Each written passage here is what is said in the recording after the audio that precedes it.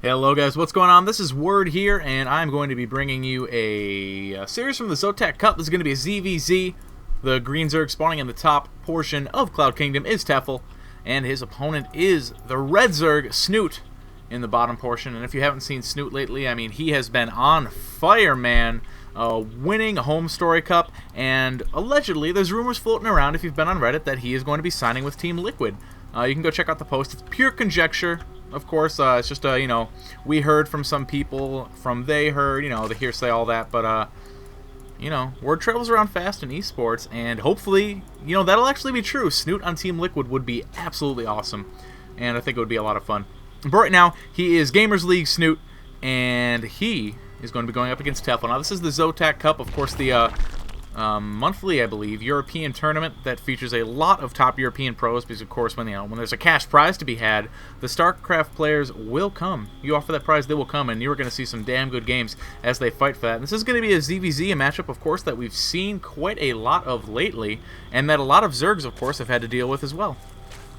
The more Zergs there are, the more ZVZs there are going to be, especially when you're going to have, we've had a lot of top 4 Zergs in tournaments, and, of course, Snute, beat, Symbol, if I'm not mistaken, to win the Homestar Cup. It was either Symbol or Shine. It was definitely one of them. So we know his TVs or his ZVZ is just top notch. I'm talking Korean level, man. That was a best of 5, and he took it. So we are going to see the spawning pools go down for both of these players a little tiny bit earlier for Tefel. I think Tefel got 14, Snute there went 15, and of course in the ZVZ matchup, a lot of it does depend around when you're going to get that Baneling Nest and also where you're going to put it. A lot of players starting to put it in the front of their naturals to add to their Sim City to defend against the Banelings, and that's something pretty cool to see.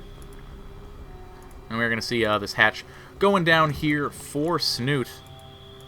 And going down for Tefel as well. So it's really just going to be a little bit of a, the slower beginning of the game. Of course, ZVZ not the most dynamic matchup unless you see an early pool. Of course, that can happen in any matchup, though.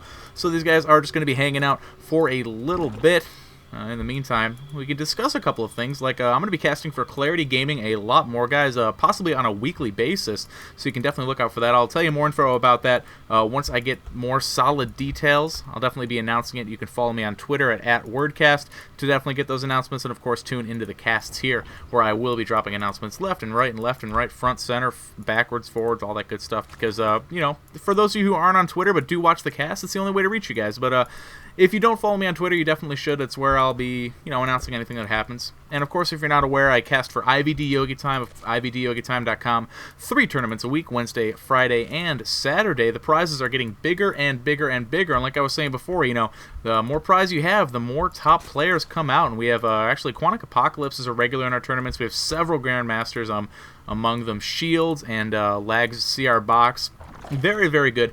Very, very good games. And, of course, we have lower-level players in there as well, and lower-level tournaments. So, I mean, if you want to play, if you're a lower-level player, and you're like, hey, I think I'd like to take a shot at this, we actually have a tournament running tomorrow at 8 p.m., It's a gold and below tournament, and the winner gets an hour of coaching from Gosu Apocalypse, because Quantic, of course, has disbanded. So it's Gosu APOC, and if you're interested in that and you're gold or below, and I'm sure you'd be interested in some coaching from a top-level Terran like Apocalypse, regardless of which race you are, I would definitely come on and enter the tournament. It's 64 players, so it is going to fill up fast. You can go ahead and enter. Go to IVDYogiTime.com and access the tournament via our Zeke page, and you can go ahead and enter there if you've ever entered in a Zeke tournament before. And we can talk about how Snute now is opening up with roaches, which is really cool. It's not something I really see except from a Nest T is known for a roach-style ZVZ, a very fast roach-style ZVZ, and this is pretty ballsy, and it's actually going to work out pretty well, I think, because Tefel is not throwing down an aggressive Baneling Nest. He just got enough gas for the speed, and he is playing a little bit more of a passive game. The speed in this case isn't going to be used particularly aggressively. It certainly can be, but at this point, it's more like, okay, am I going to get speed to be aggressive, or am I going to get a Baneling Nest to be defensive? So we'll see if Tefel decides to go ahead and be aggressive, but he is going to be placing down this third hatch very, very quickly. Snute, however, going to be very aware of it. Tefel does not see this Overlord. That is dynamite Overlord placement there from Snute, so that is going to be a nice hidden secret for him. And look at this Sim City now. Evolution Chamber, Roachborn, and Queen all lined up with their ducks in a row, really defending that very well. That is very interesting there from Snute. He's going to be laying down his own hatchery pretty much in response to seeing that, so he's not afraid to go to the longer game, and neither is Tefel, man. This could be one of those epic ZVZs, and late game ZVZ, I'm going to say it. It is really cool. Like I'm some bold hero, I'm going to say it. What a martyr I am. No, man, it's really fun. If you guys don't like late game ZVZ, I don't know why. I think it's very, very cool and dynamic. Now, Tefel going to come in here with a few Zerglings. Actually, a drone block here from Snute is going to deny them from even getting a scout. Looks like they're going to pick off one drone, but I'll kill 10 Zerglings for a drone. And especially denying that scout, that's a pretty big deal. Snute is in position, of course, to make an Overseer once his lair is up. Looks like the lair is going to be a bit quicker here for Tefel. The Zergling's going to come back in. Still only killed 3 drones, not too big a deal. Right now, Snute is ahead 53 to 41. So that's actually going to be a big deal for the Snute side of things. And what are we looking at unit-wise? Obviously, the drone difference there is because we saw Tefel has spent a lot of money on Zerglings, a lot of larvae as well. Nice picks here. Gets that drone, gets that queen. He's going to continue to be annoying because Snute really hasn't made any units, and that's why these Zerglings are being so effective. Now we have a couple of roaches coming out, and normally roaches, a small amount of roaches against speedlings are absolutely terrible, but in this case with Snute Sim City, it's really good. It is really, really quite good. However, Tefel is going to use the speed of these Zerglings to his advantage and start working on this third base. Going to pick off another drone. This is just beautiful, beautiful control here by the green Zerg.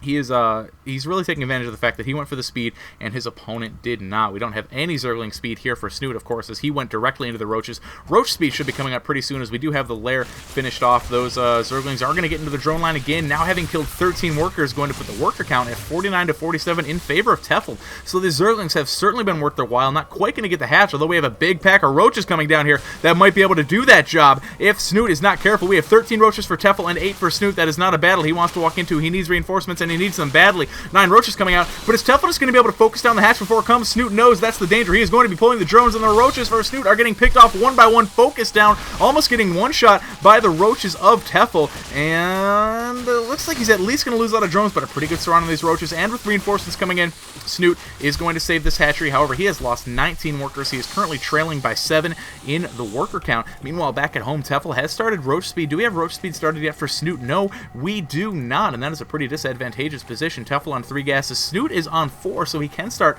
upgrades. He does have the +1 for his roaches. Do we have that for Tefel? Yes, we do. So we're fighting on pretty even terms. It's going to be a roach versus roach battle, and Snute, this hatchery is very low. He very much needs to defend it, so this is perfect army positioning for the red Zerg player. And with the concave, with the spine crawler help, he should be pretty good. Of course, he's got, vision on the map, so he can make sure Tefel's going to be pushing in. But Tefel, man, he's seeing his window, and I think he's going to be going for it. So many roaches and Zerglings coming in here. And of course, I mean, if he could distract the roaches and just focus the hatch with a couple of Zerglings around the back here, can be a little scary. We'll see how Tefel decides to execute this attack. Looks like he's going to be going into the natural, and of course, attacking into a concave usually isn't the best idea, and odds are pretty darn good that Snute is set up in the top of the ramp for him. But, I don't hate that Tefel's going back. Obviously, it's going to be a very even trade situation. Snute has the defender's advantage, and of course, he'll be walking up into that concave, so he's going to regroup a little bit. Back home, he is taking his extra gases. Infestation pit down here as well. Do we have an infestation pit for Snute? The answer is no, it looks like. He is getting that roach speed up.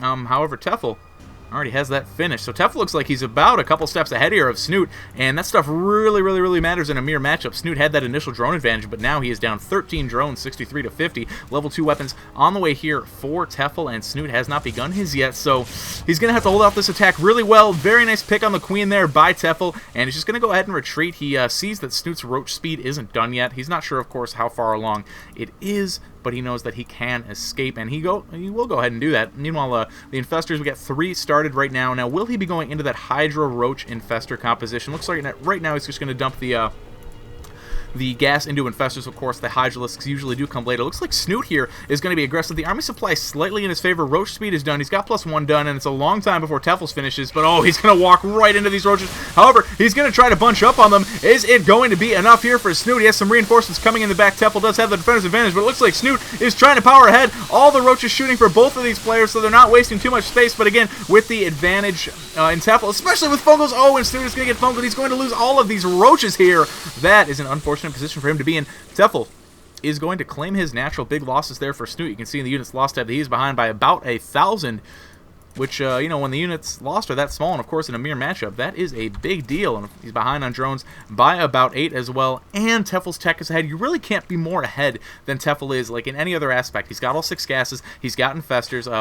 It looks like Snute's going to skip Infestors and go right to Hydralisks. And, you know, I like that because the window for Hydras being useful is, or I should say the timing, I guess, is a lot smaller than Infestors because you have to wait for the Infestation Pit, you have to wait for Pathogen Glands, and you have to wait for the Infestors themselves to pop out. And while Hydras aren't super duper without their range upgrade, which does take a little while, they are still better than a bunch of naked Infestors. So it's a good choice here by Snute. We'll see whether or not it is able to pan out. Tefel's going to have a beautiful timing here with +2 being finished. Now, he's got 3 Infestors. Of course, one of them already burned a Fungal, so he's not going to have too many Fungals, but 1 or 2 might be all it takes if he can force Snute's units, of course, into a poor position for the Zerg player. Then Tefel could just go ahead and push up and take this third. Now we got a few Spine Claws here for Snute, the defender's advantage on his side with reinforcements, but here it's going to be coming up. The Fungals getting dropped here by Tefel. He's going to start working on these Roaches. His +2 is done. Snute's is not. His Roaches are absolutely melting underneath the upgraded acid of Tefel's Roaches, and Snute doing a little bit of micro, trying to pull back. He's got those Spine Crawlers on his side, reburrowing one of them.